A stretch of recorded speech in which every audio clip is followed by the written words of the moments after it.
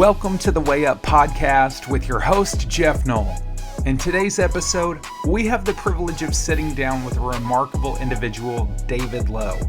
Hailing from Denton, Texas, David's journey is one that spans from serving our nation in the Army Reserve and Army National Guard as a JAG Corps officer to his well-deserved retirement at the distinguished rank of Colonel in 2017.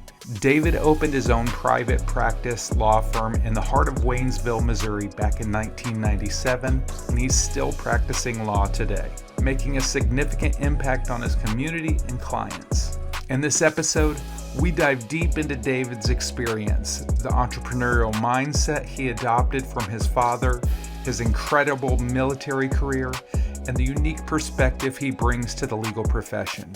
So join us on this engaging conversation as we explore the remarkable journey of David Lowe, a true embodiment of resilience and dedication. The Way Up podcast is sponsored by me. I'm a real estate broker in the state of Missouri, and I believe that this message is worth my investment. Hang with us till the end. I know you won't be disappointed. I am extremely excited for take two with my friend David Lowe.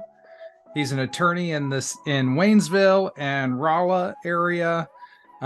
David, tell us a little bit about yourself. Well, Geoff, it's great to be here with you today. We're just thrilled to get to know you and do work with your firm and your business, as well as obviously share some thoughts with your audience. So I'm like so many people in our area, I'm a guy that comes here by courtesy of the United States Army.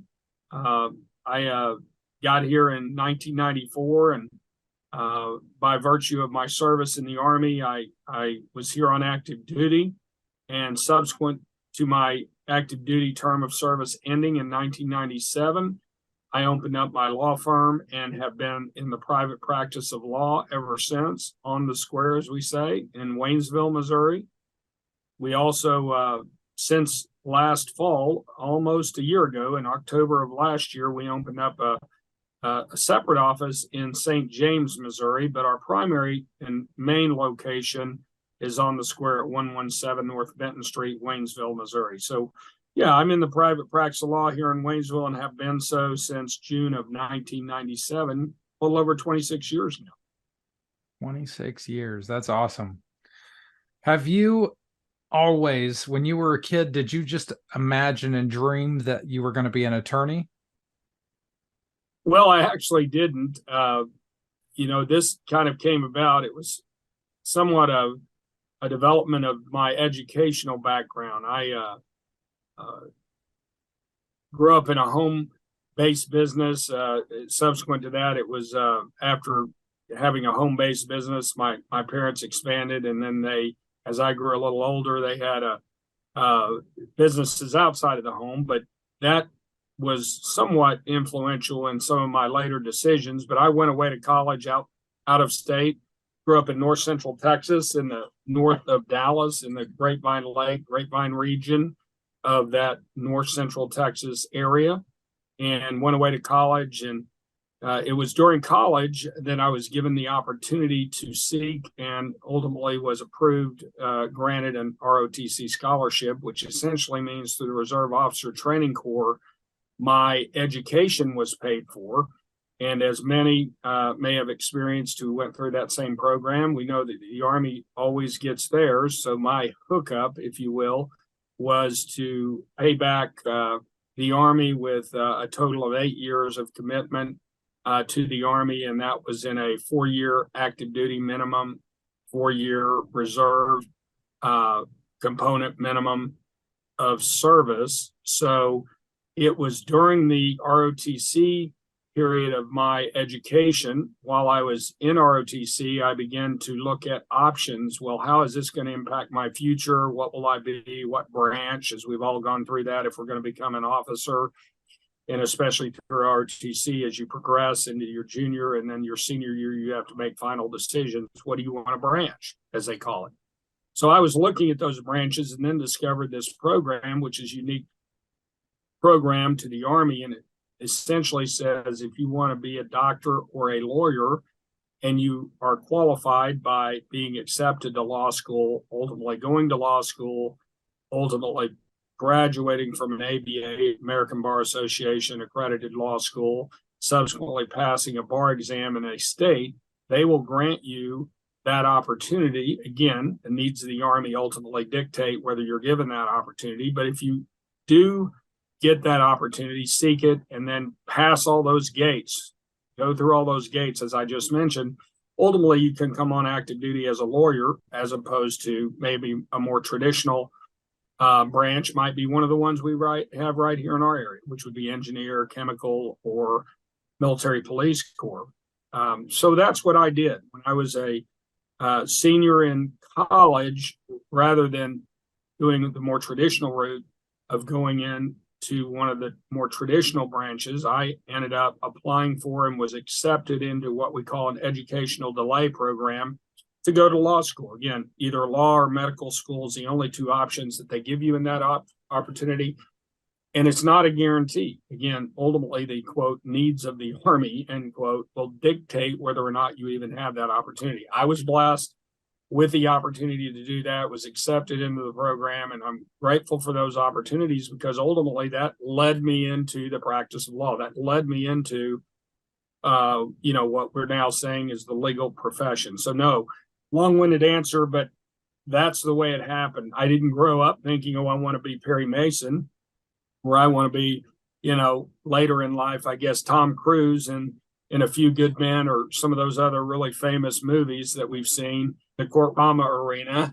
No, I actually grew up in a private business setting of my parents. My dad was a service member, and as I say, after he graduated from World War II, never worked for anyone else but himself the rest of his life. Well, with that as a backdrop, I thought, well, this law thing might really be a great fit. And the first step was to get my education, go on to active duty, which I served a little over 7 years on active duty as what we call in the Judge Advocate General Corps, or the JAG Corps of the Army. And then subsequent to that, I transferred to the Missouri Army National Guard in 1997, while I simultaneously opened my own law practice. And then again, 26 years and about 3 months later, here we are talking about how I decided to become a lawyer. So yeah, that's a long-winded story, Jeff, but really it helps explain it all came about by virtue of my education and opportunities that were given to me by the Army to study law rather than go immediately on to active duty or in the reserve component of the Army. I love that you said that your dad, can you hear me? Yes. Okay. I love that you said that your dad encouraged you to always work for yourself. Never have an employer. You want to talk about that a little bit? That's something, that's a mindset that I wish more parents taught.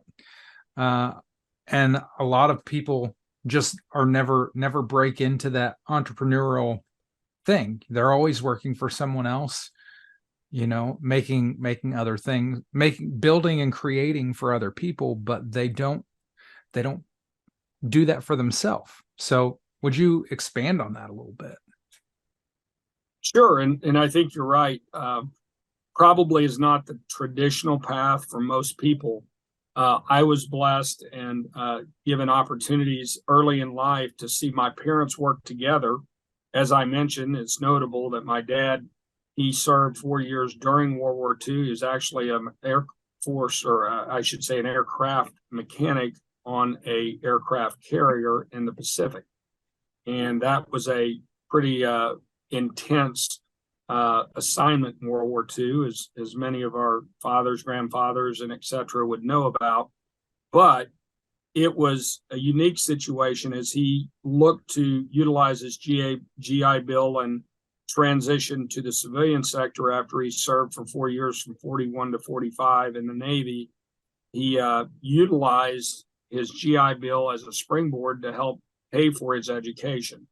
So subsequent, and again, he was 17 when he went in, he was 21 when he got out. So you got your whole life in front of you. 1945, he's 21 years old. He's got his whole life in front of him. And then he goes on to get not only a bachelor's at Notre Dame, he subsequently got 2 masters, one of which in education, and this was at the University of Tulsa, one of which was in business. And I believe that was the springboard, if you will, to his ultimate decision to go in business for himself. He was an entrepreneur by the very meaning of the word, extremely creative, entrepreneur minded. And he went into business for himself around 1950, 51, as I recall, ultimately worked for himself and no one else, never had a boss at all during his entire career until he died in 1995. So growing up in that environment, growing up in that atmosphere, my mother, interestingly enough, one of the things that he had as in one of his early businesses was a forerunner to the junior colleges. He had vocational trade schools. They aren't a thing now. We've heard of vocational technical schools, but my dad had these vocational trade schools before there were even a thing called junior colleges in America. And he was kind of a maverick or forerunner, if you will, in that industry, because he had at one point in time 13 of them from north central Texas all the way up to Boston. And ultimately, my mother was an employee in one of his trade schools, which is a beauty school. And she worked for him, and it wasn't too much longer that they began dating, and lo and behold, got married. And then I might have became a product of that marriage. But I share that because it's interesting as to how my parents met. She was an employee of his and subsequently his wife, and then subsequently his business partner for about 50 years before he died. So I grew up in that environment. I didn't know anything but that. And, there were some very humble and very, if you will, difficult times. And there were some great times. I mean, there were, the ups and downs, the highs and lows, the challenges, the hills, the valleys, as we all know in life, but most particularly when you're in business for yourself, there's nothing that's an easy street when you're doing your own thing. And that was kind of the way my dad was. He was, really creative, and he had that entrepreneurial spirit, and it was just fun to watch them. And I worked in that business, the different businesses. He had several during the course of his lifetime. And I worked in those businesses growing up from when I was old enough to do anything, 6, 7 years old up until, pretty much through high school. I worked in the businesses as I had time to, and in the summers and such between school years.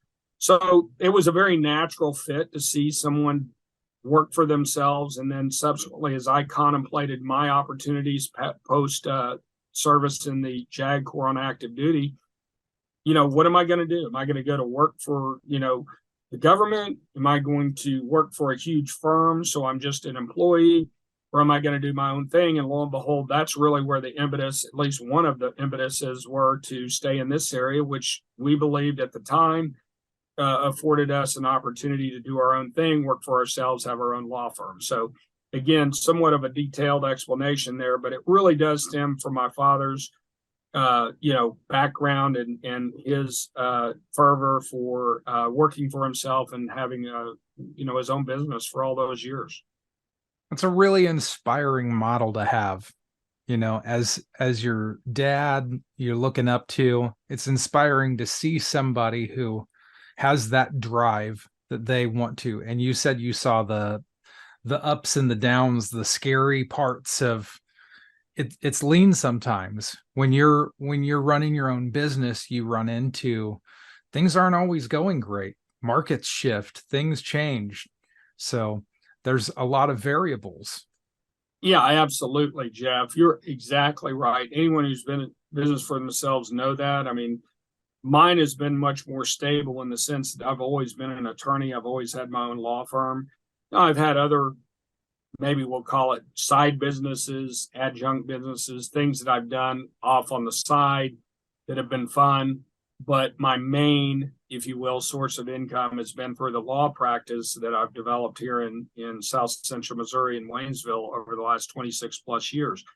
But my dad, interestingly enough, over the course of his life, had about 5 different businesses, 4 or 5, which I saw him develop and work. Of course, when I was really young, I didn't know much about them, but I learned more about them as I, grew up, and I actually grew up working in them. But what's interesting and inspiring to me is to watch him be able to pivot as the market timings changed, and then not only pivot, but then become successful in maybe a totally different line of work. I won't have time today to go through them all, but I mentioned the vocational technical school, which we're all familiar with that. But no one's familiar with it, with what my dad did in 1950 till the junior colleges came into being in the late 50s. No one's familiar with that. Well, he kind of was a pioneer in that area. He really was. And then he pivoted, and and again, not having time to go through it all, it's interesting. The junior colleges came into being, and then he had to pivot because they really took over that market. The junior colleges actually, and not many people get to say that, that, oh, the junior colleges caused my business model to change. Well, we don't know many of those people. Why? Because most people don't even know when the junior colleges came into the thing and being a thing. And again, most people don't talk about junior colleges today, but they were a big thing in our nation's history back 50 years ago, 40 years ago. They were a really big thing.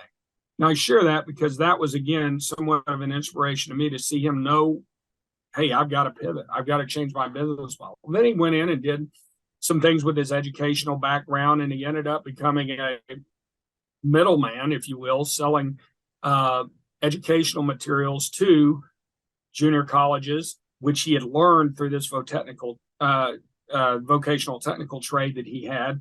He learned how to be a middleman and sell educational materials to these smaller schools, not the large universities, the four-year universities, but the smaller schools. And he actually became a salesman that traveled across the country and met the needs and would cut out a lot of these, be the middleman, if you will, and cut out, do a direct sales of these materials. And we actually had those materials that we marketed and sold directly to the school. So it's just interesting to see him do these things. And growing up, there is no doubt in my mind that inspired me and that motivated me when I had the opportunity later on in life, after I served my obligation on active duty in the Army. It gave me the inspiration, I believe, to do my own thing, so to speak, to go into business for myself, to take risks, to be motivated, to be my own boss.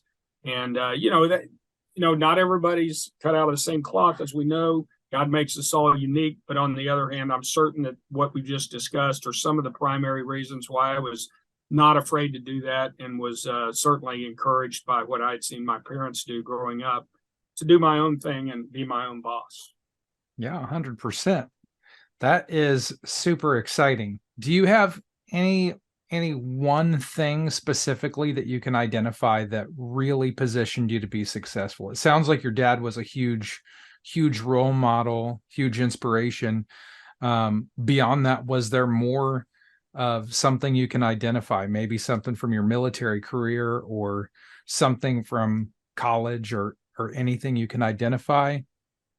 Yeah, and I think we all have our own, we all have our own strengths and weaknesses to use a cliche, but we, without any doubt, we all have our strengths and weaknesses. And we know that if we're successful, we need to play to our strengths, and we need to develop our weaknesses, right? We need to work on our weaknesses, play to our strengths, and then obviously work hard. And we know that there's always a formula for success, and that starts and ends with being motivated, working hard, persistence, perseverance, all those things go into it, and many more. I would say, yeah, on my dad's side, we kind of already covered his ingenuity, his creativity, his entrepreneurial spirit, and he really did have a mind for innovation. Those are some adjectives that I would say that would describe his strengths well.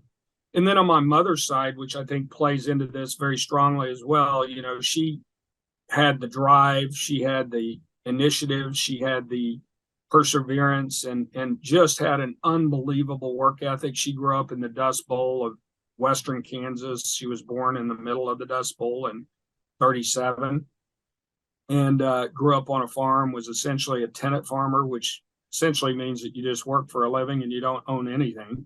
She didn't go out to eat until she was 19 years old. And, growing up on the farm and working outside, just had two siblings, but she was the youngest of three, but she worked outside on the farm with her father. She was the girl that, after her older brother, who was 10 years older, left and went to the war, and he was in World War II. He left home at age 16. She was the daughter that got to pick up the slack and work outside with her father on the farm. Well, you don't develop many bad work habits back in the 40s as a 10-year-old just coming out of the Dust Bowl in Western Kansas. When you're working as a tenant farmer, essentially is what I would call it.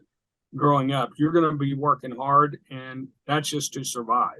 Again, never went out to eat till she was 19. As you can imagine, they pretty much ate what they made and did not reap anything they didn't sow, to use cliches. But that's an important aspect of her rearing and of her growing up. And then obviously, as she raised me 20 years later, there's zero doubt in my mind that she instilled those character qualities in me of, self-motivation, initiative, hard work, work ethic, persistence, perseverance, all those adjectives I would say that would be attributable to her. Without any doubt, those two things combined, meaning my parents, both parents' respective qualities within their own personalities would be the most prominent in how I developed the skills and the work ethic that I developed growing up. And then without a doubt as well, like you mentioned, you touched on leadership, trade.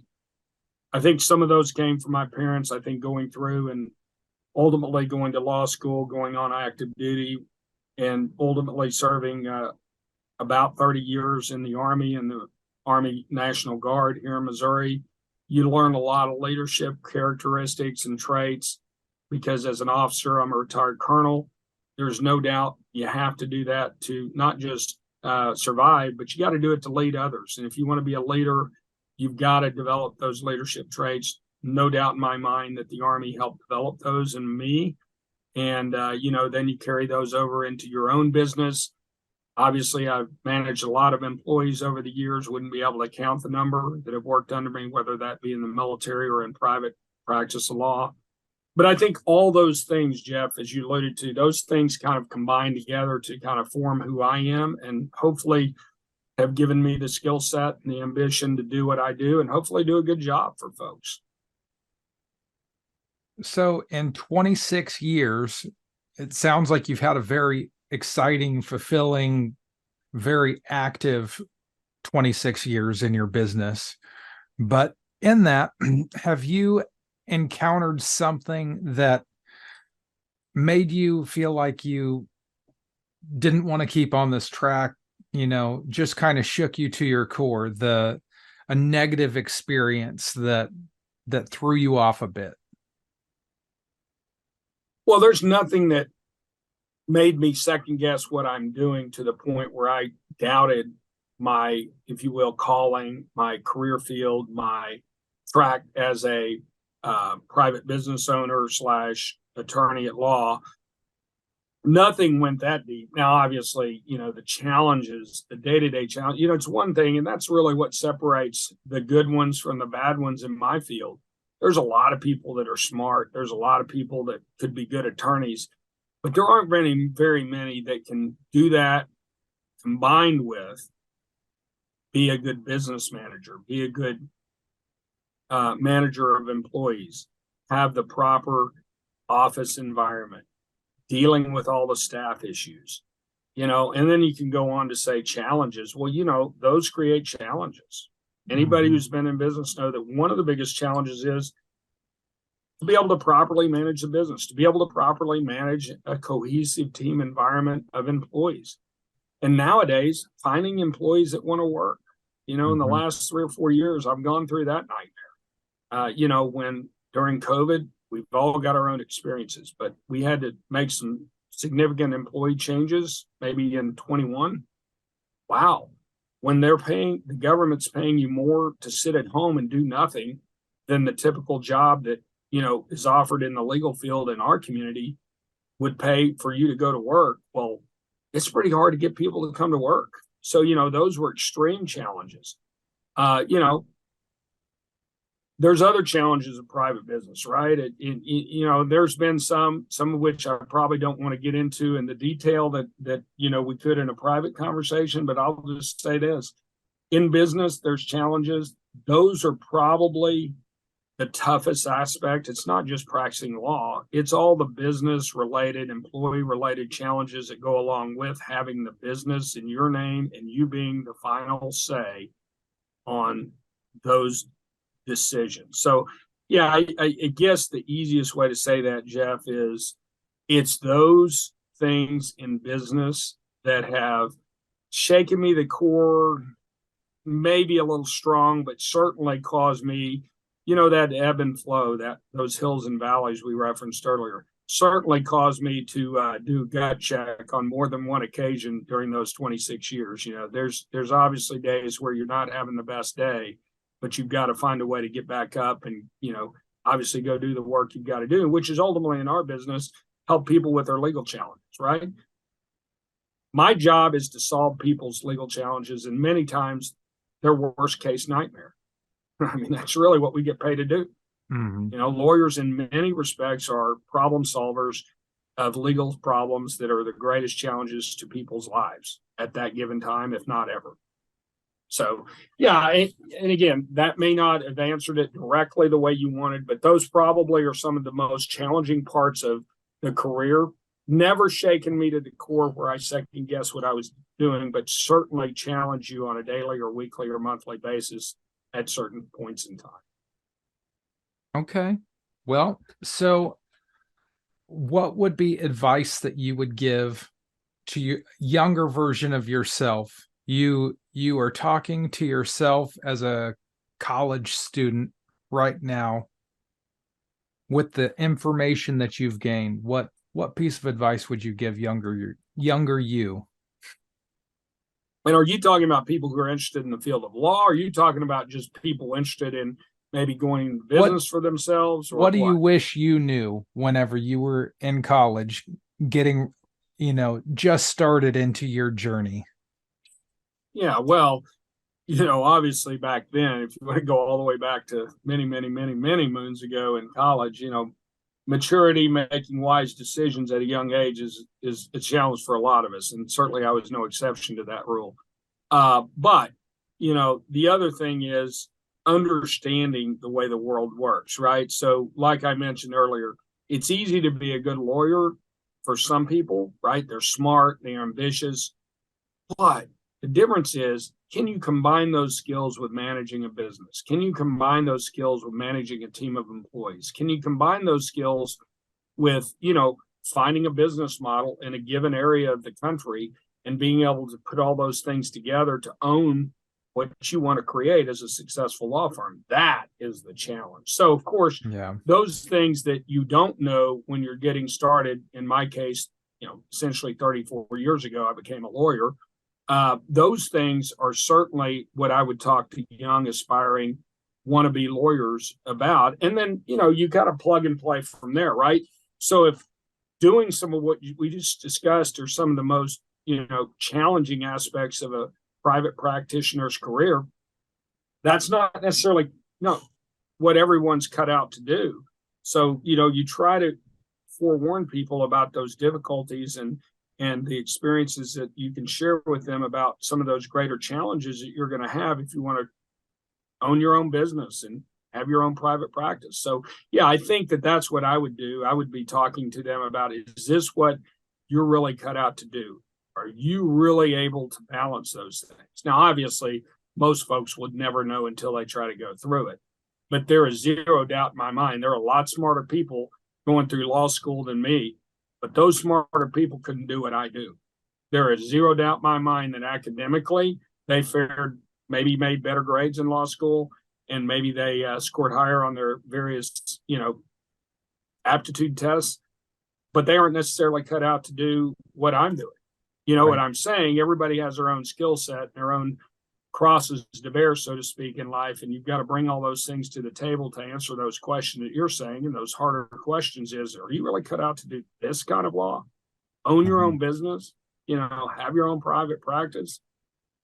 Not for everyone, Geoff. So that's probably the conversations I'd be having with someone that said they wanted to try something like this. Yeah, that is something that I've heard recently from another business owner. I've actually heard a number of business owners say similar things as to they were great at their job, And then whenever they became the business owner, they started this, and now they're leading people and they are taking care of office things. There's so much more into it that people don't even realize. And my journey where I'm at, I'm just kind of getting into that. I've always been as an independent agent, I've been a business owner, but not to the same capacity that I am. So having to lead other people and just track expenses for different things and getting more organized, it's a skill that you have to develop. It's a strength, just like working out a muscle. You have to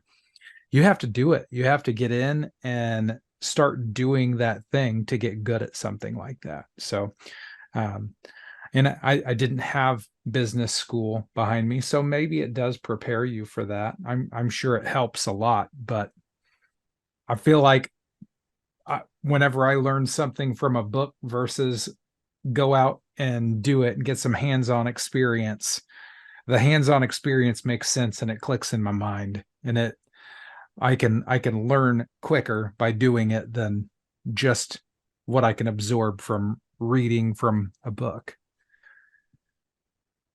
Yeah, I agree. And then I put a cap or a point on all that and say, one of the most challenging, but yet what can be one of the most rewarding aspects of your own business. I don't care if you're selling real estate or you're practicing law or you have a construction company.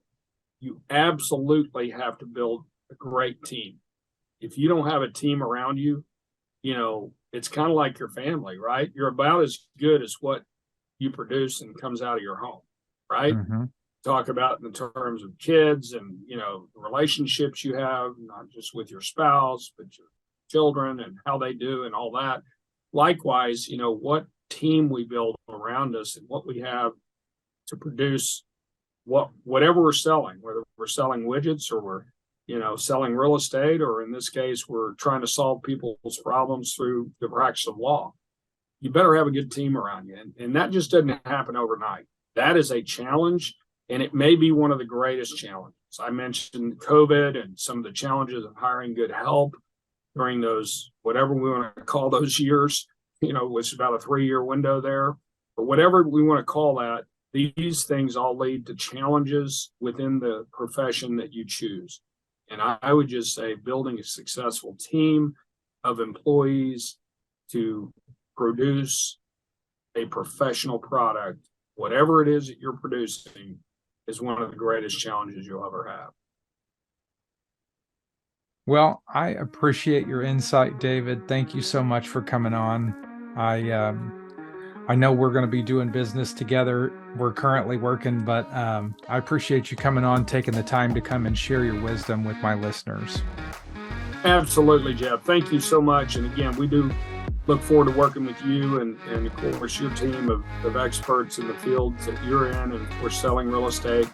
And just, hope that the listeners enjoyed the talk today. For sure.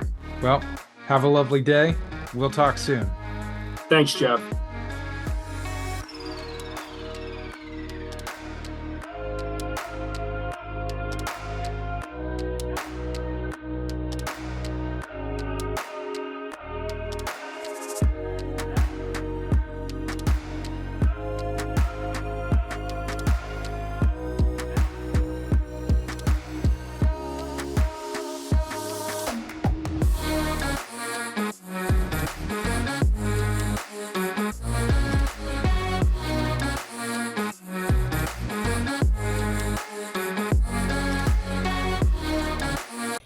Yeah, boy.